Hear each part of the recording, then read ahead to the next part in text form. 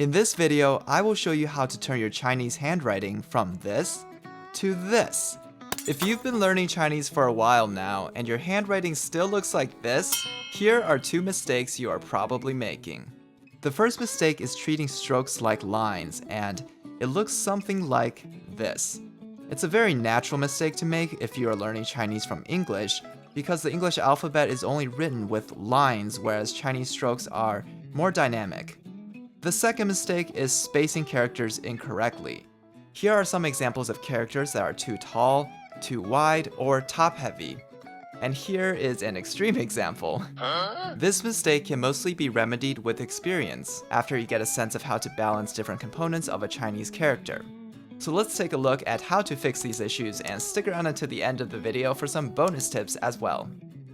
Now, you might have been confused when I said that mistake number one comes from the fact that English is written only with lines and Chinese writing is more dynamic. Like, aren't Chinese characters written with lines too?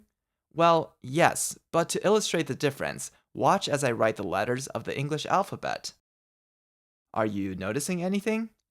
Yep, as I write these letters, the velocity or speed of my pen is pretty constant. I don't have to speed up or slow down to write any letter. Now compare that to how I write this Chinese character, which means I or me. Do you see how on certain strokes I speed up towards the end of the stroke? And one more thing that you can't see is that with these strokes I'm also lifting my pen off the paper as the stroke ends. This is what I mean when I said Chinese writing is more dynamic. Without lifting up and speeding up, you end up with clunky looking characters like these. You can think of these strokes as more of a flick than just simply pressing down on paper and drawing a line. Another way to think about this is that the stroke goes from slow to fast, and from more pressure to less pressure. So if you find yourself making this mistake, here are the steps you can take to fix it. First, you can practice just writing individual strokes to get the motion down. The common strokes that this applies to are pie, ti, or any of the strokes involving a hook or go. Practice speeding up through the end of the stroke and slightly lifting your pen before the stroke ends. Step 2. Once you are ready to practice with real characters, I suggest you find a good reference, even if it's a character you already know how to write. This is super important because in Chinese there are a lot of fonts that are not stylized like handwriting. What I recommend you use is Hanpin Lite. This is a free dictionary app, and while you might have your own preferences for dictionaries, Hanpin Lite uses a fantastic font that will make for a great handwriting reference. Also, just typing a character into Google will not give you a good reference. Hei fonts are the standard for digital Chinese text and what you will see on most websites, but they really don't look like handwriting.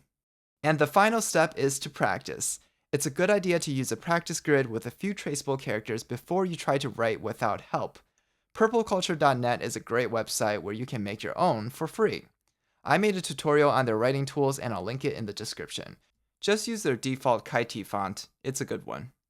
One final tip is to remember that Chinese writing was originally done with a brush, and even modern script is based on that premise. When you look at a new character, if the stroke is thicker at a certain point, it usually means you need to be slower and heavier with your pen, and where it thins out is where you need to lift up and speed up with your pen. Mistake number 2 is not spacing out a character correctly, and this mistake is especially common with wider characters, taller characters, or characters with many components. Here are some examples of characters students might struggle with. There really is no simple solution to fix this mistake because each character is different, and there are many unique characters in Chinese. But here are some guidelines. Number 1. The key thing to remember is that at the end of the day, most of your characters should be shaped like a perfect square. There are exceptions, especially with tall or very simple characters like these. 2. If a character is made up of several components side by side, make each component narrower than you would if they were written by themselves. For example, this character, Ge, is composed of He and Niao. Written by themselves, they might look like this. But when they come together to form a new character, both components are written a lot narrower so that the final character is shaped like a square. Since both of these components are also characters by themselves, it's doubly important that they are spaced closely or they might be misread as two separate characters. Of course, this also holds true for tall characters, like Xi, for example. 3. To space out a character properly, sometimes you need to make your strokes shorter than usual, especially in radicals. We actually saw this in the last example in the he component. You can see how this stroke is cut short in order to keep the radical close to the main component. And this makes sense because without cutting those strokes short, you'll end up with more empty space between the two components, so they might be misread. Here are a couple more examples. In the character shu, this stroke in the mu radical is shortened. And in the character ji, notice how everything in the center is shorter so there's less empty space and the two sides are closer. 4. Notice where the different strokes are in relationship to each other. Obviously, for this tip, you're going to need a good reference, so make sure you have Hanpin Lite or another reference tool with a good font. And of course, writing on a grid will help massively. If you find that your characters just look off and you're not sure why, there's a good chance your strokes are not in the right place relative to the other strokes. Let's take a look at the character Zui. This first example might look symmetrical at first, but that's not actually the way this character is balanced. There's 3 main components to this character: the radical ko, the ci on top, and jiao at the bottom. To balance these characters out, the radical ko needs to be lower relative to the ci, and the jiao component is not actually centered to the character as a whole, but only centered to the ci above it. You can see the second example is a lot closer to how this character should look. The length of the stroke also plays into whether or not your character looks balanced or right. This weird-looking xi can easily be fixed by lengthening this stroke, shortening this stroke, and lengthening this stroke. So now that you know how to fix 2 common mistakes when writing Chinese, here are 2 more bonus tips to make your writing look even better. Tip number 1.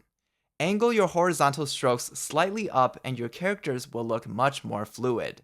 For example, angle these horizontal strokes in cheng up, these 3 strokes in shu, and of course, this stroke in wo. This effect is similar to writing slightly italicized in English and will give your writing more flow and movement.